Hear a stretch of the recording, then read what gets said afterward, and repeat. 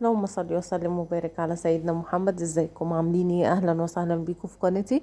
لسه ما اشتركش اشترك ويفعل الجرس عشان يوصلوا اي فيديو انا بنزله. والناس المشتركه اول ما تفتح الفيديو تعمل لايك عشان اللايك هو اللي بيدعم القناه بيوصلها لاكبر عدد من الناس. النهارده بقى نعمل كيكه الشاي او الكيكه العاديه خالص بطريقه سهله وبسيطه. اول حاجه جبنا 3 بيضات وعليهم كيس فانيليا ومعلقه خل، وبدأت ان انا احطهم في الخلاط بتاعي، وبعدين حطيت عليهم كوباية الا ربع زيت، هحط عليهم كوباية الا ربع حليب او اللبن، وهحطهم في الخلاط، وهحط كوباية الا ربع برضو يعني كوباية الا شوية كده سكر. انتوا بتحبوا الحاجة محلية زودوا السكر، ممكن تحطوا كوباية وشوية. انا بحط كوباية ناقصة كده، حاجات بسيطة بحيث ان هي ما تبقاش مسكرة قوي. هنا بعد ما حطيت اللبن او الحليب هبتدي احط السكر زي ما انتوا شايفين. هحط كوبايه ناقصه شويه، انتوا بتحبوها حلو ممكن تحطوا كوبايه او كوبايه وشويه. هحط كل ده في الخلاط كده يبقى المكونات السائله عندنا كلها البيض والخل واللبن والزيت والفانيليا.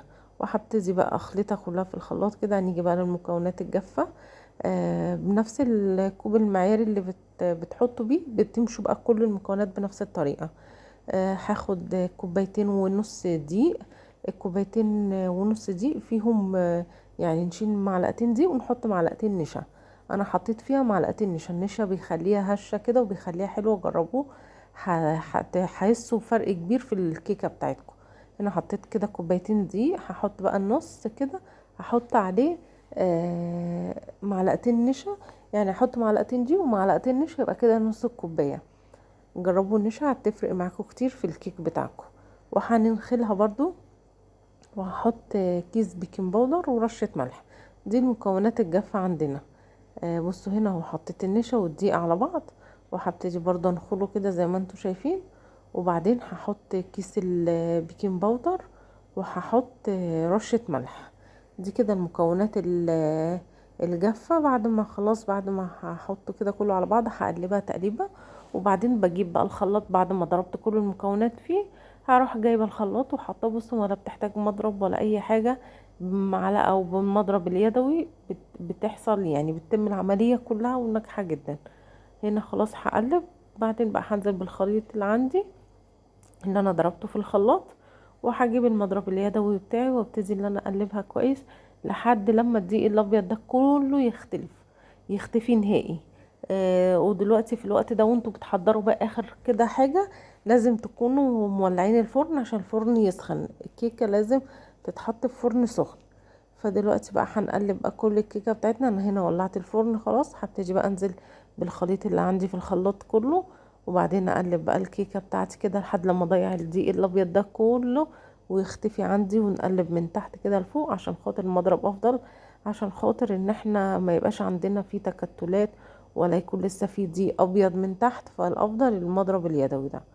هنقلب بقى كده كل الخليط، وهجيب الصينيه بتاعتي هحط فيه، انا عندي ورق زبده، لو ما عندكمش ورق زبده تحطوا فيه دهنه مثلا سمنه وفيها شويه دقيق وهتحل نفس الموضوع. هنقلب بقى كده كل الكيكه بتاعتنا لحد لما احس خلاص ان هي كلها اختلطت كويس.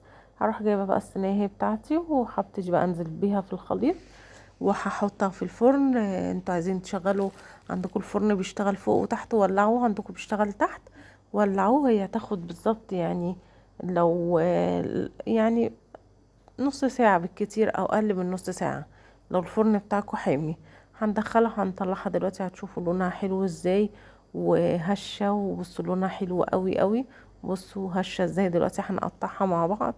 ولو وصلتوا لحد هنا ولسه ما عملتوش اللايك اعملوا اللايك عشان هو اللي بيدعم القناة وبيخلي الناس كتيرة تشوفها. حتى لو الناس مش مشتركة في القناة، اليوتيوب بيعمل لها اقتراحات لما بيلاقي لايك، فبيعمل اقتراح للفيديو، فبيخلي الناس حتى الغريبة يقترح ليها الفيديو فيبان لهم. فياريت ما تنسوش اللايك، يعني لان اللايك هو اللي بيدعمها. هنا بقى كده التقطيع كل واحد حسب ما هو حابب يقطعها. انا بحب اقطعها كده قطع صغيرة بحيث ان اللي ياكل يعني ما تقعش منه ياكل على طول، ما تبقاش بهدلة ليه. فانا بحب كده اقطعها قطع كده صغيرة. هنبتدي بقى نقطعها كلها وتحطوا بقى جنب كوباية نسكافيه، جنب كوباية شاي، جنب كوباية عصير.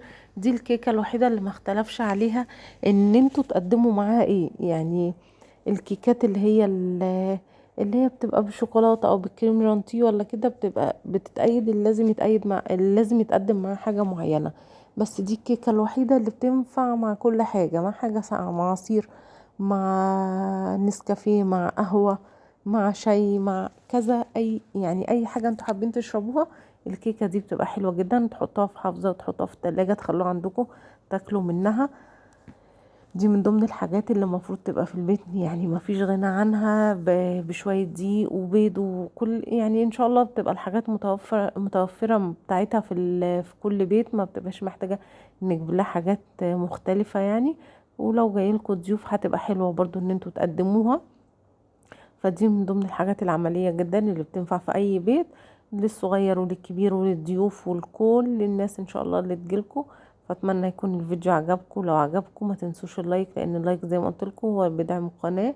وشيروا الفيديوهات عندكم، ممكن تاخدوها وتنزلوها على صفحاتكم. اي حد يعجبه اي فيديو ينزله على صفحته. بصوا الكيكة هشة ازاي من جوه وعالية وحلوة جدا كانت. فاتمنى يكون الفيديو عجبكم. لسه مكملين فيديوهات كتير، استنوا لسه معانا في وصفات كتيرة. ولو حابين ان احنا نغير، نعمل روتينات، نعمل للخروج زي ما انتوا حابين، اكتبوا لي في التعليقات، لان زي ما قلت لكم التعليقات هي همزة الوصل ما بيننا. فاي حاجة انتوا عايزينها اكتبها لي في التعليقات، وان شاء الله انا هعمل اللي انتوا حابينه او اللي انتوا عايزينه. فاتمنى تكون في كلام ما بيننا. هستنى تعليقاتكم.